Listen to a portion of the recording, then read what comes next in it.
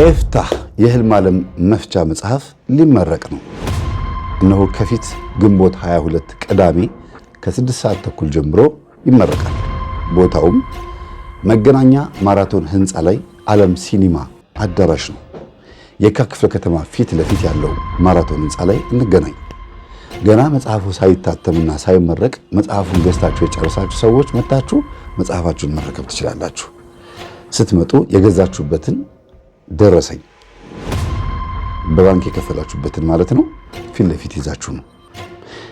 በአንድም በሌላ መንገድ እግዚአብሔር ያስተምራል፣ የሰው ልጅ ግን አያስተውልም ይላል መጽሐፈ ኢዮብ ምዕራፍ 33 ቁጥር 14 ላይ።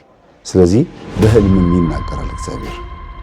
ህልሞቻችሁን እግዚአብሔር አምላክ መልካም ያርግላችሁና ወይንም እናንተ የምትማሩበት ከመጥፎ ነገር የምትከለከሉበት ያርግላችሁና ይህንን መጽሐፍ ማሳተም ያስፈለገበት ትልቁ ዓላማ ሁልጊዜ እንደምናገረው ህልሞቻችንን እግዚአብሔር ሲያሳየን በእንቅልፍና ለብቻችን ነው።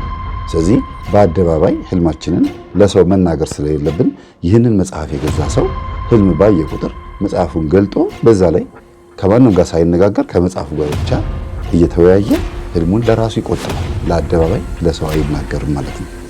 ይህንን መጽሐፍ በምናስመርቅበት ቀን ብዙ ተጋባዥ እንግዶች አሉ። መርሃ ግብሮቻችን መታችሁ ተካፈሉ። መልካም ጊዜ